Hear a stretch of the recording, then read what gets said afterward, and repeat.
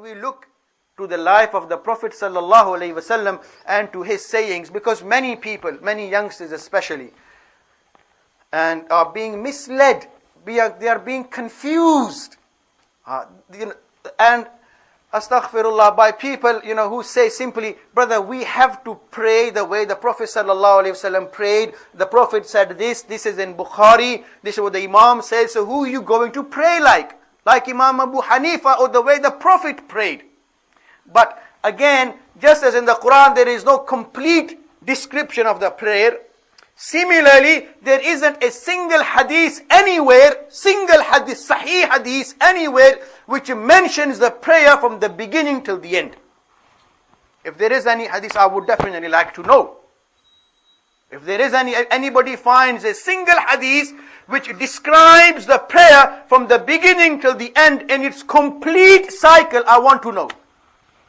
And in fact, you can't even go beyond takbir, let alone other issues. Holding the hands, ye to baad ki baat hai. This is afterwards. Ruku, whether you raise your hands before ruku, after ruku, this is long after. Where you hold your hands is long after. What you do, whether you recite Fatiha behind the Imam or not, is long after. You can't even go beyond takbir. And I will show you how. It does mention in hadith, hadith says, there are various narrations, when the Prophet ﷺ would begin his salah, he would raise his hands up to your shoulders, in some hadiths up to his ears, in other hadiths, we accept both. Some people would say, no, this is more authentic to the shoulders, so this is what you have to do. The other one is less authentic, so we will leave that. But the Prophet didn't say that. The Prophet prayed like that as well. But even if a person wants to raise his hands up to your shoulders, but this is not all that you do when you raise your hands. There are issues regarding takbir. If, for example, and I will show you, raising of the hands, yes, you're going to raise your hands, but before you can raise your hands, you need to do something else. You need to stand. Are you going to raise your hands, you're going to join salat here and you're coming through the door. Are you going to raise your hands over there and just, Allahu Akbar, and start walking in your salat as well? What do? You go to where you want to pray first, and before you can even raise your hands, you need to stand in the place where you're going to pray. Now it makes mention where you should, where you raise your hands up to, the ears or the shoulders. Okay, we accept both. And in Bukhari it makes mention of shoulders, yes, of shoulders. Okay, we accept that. In other books of hadith makes mention up to the ears.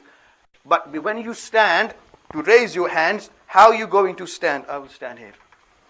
Now you can either stand like this, with your feet pointing to the Qibla and with minimum gap. What did the Prophet say about how much gap should be in between your feet? If you're going to stand like that, as many brothers do, where is the hadith to say you stand like that?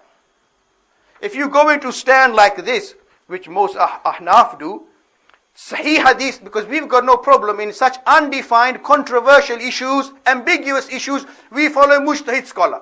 Hanafis will follow Imam Abu Hanifa, Shafis will follow Imam Shafi, Hanbali will follow Imam Ahmad bin Hanbal, Malikis will follow Imam Malik, and so on. But he who wants to pray strictly by Sahih hadith, I would like to know, where is the Sahih hadith regarding how far you should place your feet?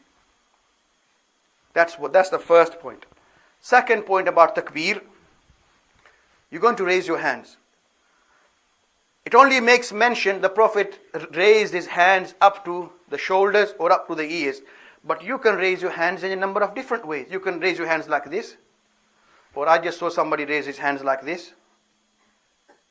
If this is wrong, where is the hadith to say it's wrong?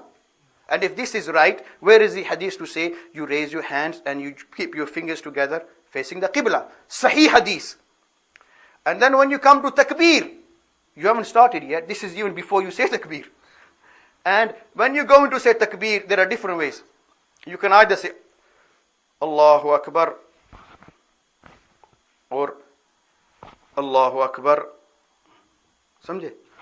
You can either say takbir and then bring your hands down, or you can bring your hands down and then say takbir. Yeah? Or you can say Allahu Akbar. You bring your hands down while saying takbir. But I would like to know, where is the Sahih hadith to say do it like this? There isn't one. So if we want to go strictly by Sahih hadith, we can't even go beyond takbir. Let alone, where you place your hands.